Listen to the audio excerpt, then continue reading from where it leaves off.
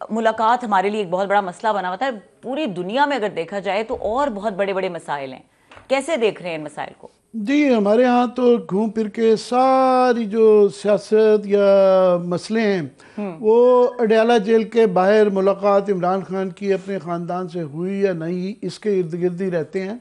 इस वक्त दुनिया जो है, पूरी दुनिया जो है वो ज़ोर लगा रही है कि ये वंस इन अ सेंचुरी एक तब्दीली आती है।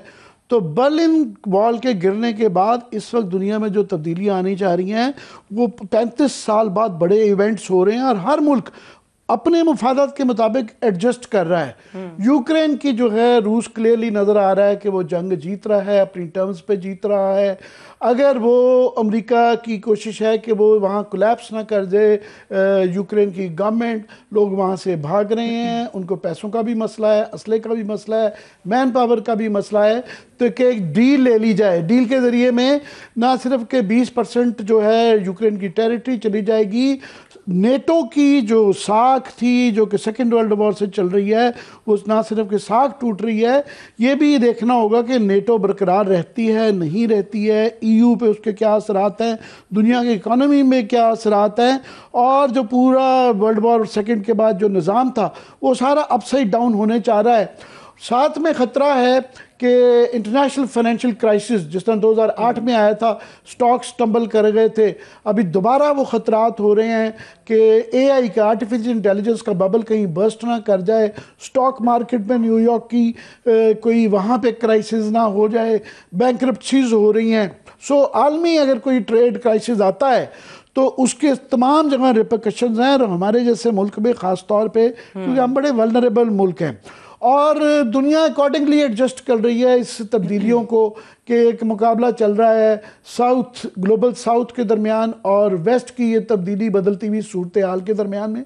और हमारे लिए इसलिए भी इम्पॉर्टेंट है कि प्यूटिन फॉर एग्ज़ाम्पल, वो प्रेसिडेंट प्यूटिन जो है इस हफ्ते इंडिया आ रहे हैं और वहाँ पे जो डिस्कशन चल रही है SIC, जिसका अंदर जो है RIC, रशिया, इंडिया, चाइना, कि ये कोशिश की जा रही है प्रेसिडेंट पुतिन की तरफ से कि ये दोबारा 3 जो बिग एशिया के मुल्क हैं ये मिल पाएँ। हमारे बड़े स्टेक्स हैं क्योंकि हमारी जो है एक जंग की सूरत हाल इंडिया के साथ भी चल रही है, मगर भी साइड पे भी अफ़गानिस्तान के साथ भी टेंशन चल रही है। तो ये मसाइल हैं, दुनिया इसके ऊपर गौर कर रही है। हमारे यहाँ ये है कि जी आज जिस तरह आपने इब्तिदाई में कहा कि 29 दिन जो है वो बाद आज इमरान खान से मुलाकात हुई, अब ये कोई इशू होना नहीं चाहिए। हमें सिक्योरिटी के ऊपर फोकस करना चाहिए, हमें इकोनॉमी के ऊपर फोकस करना चाहिए, मगर ये इतनी देर लगनी नहीं चाहिए थी। ये क्यों इतनी दिन लगेगी? तो फाइनली आज देखा यह गया कि ये सारे टॉक शोज इसी के इर्द गिर्द हो रहे थे कि सुहेल अफरीदी साहब के ऊपर जिद लगी हुई थी, आज वो नहीं आए तो उसका फ़ायदा ये हो गया कि मुलाकात हो गई है। तो पता नहीं वो आते तो शायद ना होती। अभी वो थर्सडे को दोबारा आ रहे हैं तो धरना दोबारा होगा, सारी रात वो शायद उनका प्लान है वो बैठे रहेंगे। टीवी टॉक शोज़ के पास भी खबरें कम हो गई हैं और बाकी ऐसे भी ज़्यादातर हमारे साफ़ी भाई हैं जो इकॉनमी, ज़राअत, इन मामलात को जो है ना वो कोई न्यूज़ वर्दी नहीं समझते। इन टॉपिक्स पे इंटरनेशनल पॉलिटिक्स, जिस तरह मैंने अभी थोड़ा सा नक्शा खींचा है कि इस वक्त दुनिया पूरी जो है, बाकी तो छोड़ेंगे, जो ईस्ट एशिया के अंदर जो समुद्री तूफ़ान है, 1300 लोग मर चुके हुए हैं, 40 लाख लोग डिस्प्लेस हो गए हैं। अभी श्रीलंका जो है, श्रीलंका के बाद समुद्री तूफान इंडिया को भी टच कर रहा है, तो हमारे भी बॉर्डर पे आ गया है। तो एक वर्ल्ड क्लाइमेटिक चेंज चल रही है, वर्ल्ड इकोनॉमिक क्राइसिस की पॉसिबिलिटी हो सकती है, पॉलिटिकल चेंजेस दुनिया भर में आ रही हैं जो कि 100 साल बाद, वंस इन अ सेंचुरी होती हैं। और हम मगर किस दुनिया में रह रहे हैं, दुनिया में क्या हो रही है, आप अपने गेस्ट का तारुफ करवा दें तो उसके बाद हमारे साथ रहनुमा तहरीक इंसाफ फैसल चौधरी साहब मौजूद हैं, उनको वेलकम करेंगे। अस्सलाम वालेकुम जी। फैसल चौधरी साहब, मुबारक हो कि फाइनली आज इमरान खान की उज़्मा बीबी से मुलाकात हो गई है। तो अब नाउ व्हाट? अब ये PTI का गुस्सा कम हो गया या ये अभी लड़ाई मार कुटाई आगे चलेगी? देखिए आमिर साहब, PTI का तो हमारे पास तो और कुछ करने को है नहीं। देखिए हमें तो पॉलिटिकल स्पेस ये दे नहीं रहे, हमारी मुंतखब हुकूमत को गवर्नर आज की धमकियां देते हैं। अभी आपने एक बड़ा कॉम्प्रिहेंसिव इंटरनेशनल हालात का जो है वो उसको जायज़ा लिया है। हम क्या कर रहे हैं, हम वेस्टर्न कैपिटल्स को ये मैसेज भेज रहे हैं कि हम एक इंतहाई हसास ऑफिस का जिसके हमारी नेशनल सिक्योरिटी से डायरेक्ट लिंकेज है, उसका नोटिफिकेशन नहीं कर पा रहे, और हमने उसको एक जो टॉक ऑफ द जो है वो टाउन बना दिया है। हर जगह पर डिस्कशन हो रहा है, लोग नाश्ते से लेकर शाम तक, रात तक यही डिस्कशन करते हैं। तो हुकूमत की जो ख़ुद की नालायकी है, नाअहली है, वो तो आपके सामने है। इमरान खान साहब से मुलाकात ना करा के सिर्फ एक बात पे ये हुकूमत डरती है कि उनका कोई मैसेज आ जाएगा, वो सुहेल अफरीदी उनसे मिल लेंगे। और मैं आपको ये भी बता दूं, सुहेल अफरीदी की थर्सडे को मुलाकात ये नहीं होने देंगे। और ये बेसिकली हुकूमत से ज़रा ऊपर लेवल का काम है। ये 4 दिसंबर के बाद उनके पे ग्रेड से ऊपर की बात, it's above their pay scale. 4 दिसंबर को जो एनएफसी की मीटिंग है, जिस पे पूरा सूबाई जो सूबा है केपी, उनकी जो तमाम जमातें हैं वो हुकूमत के साथ खड़ी हैं, और वो नेशनल फाइनेंस कमीशन में अपना हिस्सा जो है वो मांग रही हैं, क्योंकि जो मर्जर हुआ था उनके भी पैसे नहीं आए हैं, और जो 1% एडिशनल ग्रांट देनी थी वो। आप ये कह रहे हैं कि ये मशरूत है एनएफसी पे, कि सुहेल अफरीदी के कोऑपरेशन पे, कि अगर वो कोऑपरेट करेंगे तो उनको मुलाकात मिल जाएगी और उनसे हालात बेहतर हो जाएंगे, तो इसलिए मामला रुके हुए हैं। बज़ाहिर जो है वो नज़र यही आता है। देखिए, जो पीछे मामला रुके हुए थे वो तो सिर्फ 26 नवंबर का जो एक मेमोरियल एजिटेशन पीटीआई प्लान करी थी, उसको रोकने के लिए जो है वो करना चाह रहे थे, क्योंकि सुहेल अफरीदी साहब को इंगेज नहीं किया जा रहा, मतलब कोशिश के बावजूद वो इंगेज नहीं हो पा रहे। वो इमरान खान साहब की हिदायत का इंतज़ार करते हैं, और वही करते हैं जो इमरान खान साहब कहते हैं, और वो वही करेंगे जो वो कहेंगे, वो किसी और की नहीं सुनेंगे।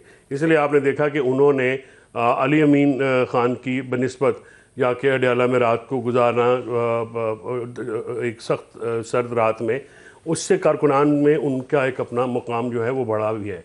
और उन्होंने उनको, उनकी नज़र में सुहेल अफरीदी का ये कंडक्ट, जो पीटीआई के हमारे जो कारकुनान हैं या हम लोग हैं, हम समझते हैं कि सुहेल ने अपनी एक जगह बनाई है, जो कि पहले ज़ाहिर है वो क्योंकि फर्स्ट टाइम एमपी हैं, फर्स्ट टाइम आईएसएफ के हैं, उन लोगों उन जगहों से हैं, उन अजला से हैं जो कि वॉर एंड टेरर में फ्रंट लाइन पे थे। तो सुहेल का ये जो एक्शंस हैं, इससे उनकी कबूलियत पार्टी में मज़ामती सियासत है। फैसला, वैसे तो इस पे भी क्लैरिटी चाहिए कि ये एक परसेप्शन है कि सुहेल अफरीदी को नहीं मिलने दिया जा रहा, क्योंकि जो ये मामला शुरू हुआ या जो हाइप इसने पकड़ी वो तो बहनों की मुलाकात थी, जिस पे ये धरने वगैरह का सारा शुरू हुआ। इस पे भी आपका कॉमेंट लेंगे, लेकिन हमारे साथ मौजूद है नुमाइंदा खसूसी रियाजुल हक, उनको वेलकम करेंगे। अस्सलाम वालेकुम जी रियाज, बहुत शुक्रिया हमारे लिए वक्त निकालने का। आपकी एक एक्सक्लूसिव ख़बर है आज एजुकेशन इमरजेंसी पे, उस पर बात करेंगे। तो मैं पहले चाह रहा था, अभी हमारे साथ फैसल चौधरी मौजूद हैं, ये अभी फरमा रहे थे कि पीटीआई के पास, हमारे पास तो और कुछ करने के साथ लिए नहीं है, दीवार के साथ लगा दिया है, तो हम फिर ये धरने वरने ही करेंगे। तो मैं और आप भी बहुत ज़्यादा, क्योंकि इकॉनमी को, ज़राअत को, इन मामलात को टच करते हैं, एक पूरी रेंज है कि इकॉनमी की ख़ास तौर पे जो सूरत हाल है, पीटीआई को उसमें फ़ाल रोल अदा करना चाहिए। मुझे नज़र नहीं आता कि केपी से फिर भी एक दो लोग हैं जो कि बात करते हैं इकॉनमी पे। वफाक के अंदर मुझे पार्लियामान में आप जाते हैं, मुझे नहीं नज़र आता, ज़राअत के ऊपर नज़र नहीं आता, वरना जो इस वक्त हालात हैं लोगों के इक़्तिसादी मामलात, बेरोज़गारी के और गुर्बत के, उसके अंदर तो ये किसी भी पॉलिटिकल पार्टी के लिए ये एक बड़े मजबूत टॉपिक्स होने चाहिए। क्या कहेंगे?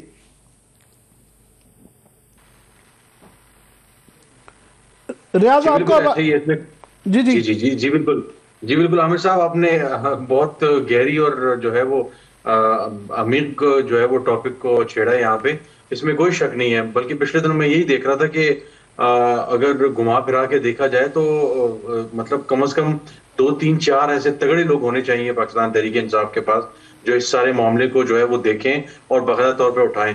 आज ज्वाइंट सेशन था और मैं वहां पे मौजूद थे प्रेस गैलरी में, तो पाकिस्तान तहरीक-ए-इंसाफ को जिस तरह का रोल अदा करना चाहिए, चाहे वो मतलब ठीक है बाकी चीजों के हवाले से तो आपको रगड़ा मिल चुका है या दूसरे मामलात हैं या कुछ चीजों पर इजाजत नहीं है, सेंसरशिप हो जाती है, लेकिन इकोनॉमी और दूसरी ऐसे मामलात लॉजिकल स्टेटिस्टिक्स के साथ आप बहुत कुछ कर सकते हैं।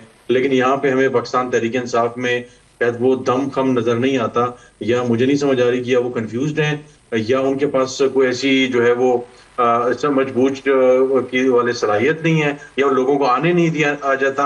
हम देखते हैं कि मुज़म्मिल असलम जो हैं वो बड़े बेहतरीन, तैमूर सलीम झगड़ा या मुज़म्मिल असलम है, वो केपी में बैठ के उनको वो इकोनॉमी में बात कर लेते हैं, वफाक में कोई नजर नहीं आता।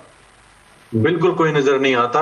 और ये चीज मैंने सेनेट में भी देखी है, और ये चीज बाकायदा तौर पे कौमी असम्बली में भी नजर आती है कि चाहे वो बजट के मामलात हों, चाहे वो बाद औक़ात कई दफा ऐसे होता है कि मतलब जो जमनी वगैरह जो होते हैं, जो सप्लीमेंट्री ग्रांट्स होती हैं, उसके हवाले से कोई डिस्कशन हो, बिल्कुल कोई किसी किस्म की डिस्कशन टेक्निकल इश्यूज पे हमें नजर नहीं आती। पाकिस्तान तहरीक इंसाफ मतलब एक बड़ी अपोजिशन की पार्टी है, और इनके पास कोई भी एक दो ऐसे तगड़े नाम नहीं है कि जो आके आए बाहर आके जो है वो ओसामा मेला जो है वो पंजाब से एक बड़े अच्छे जो है वो एक रुकने कौमी असम्बली है।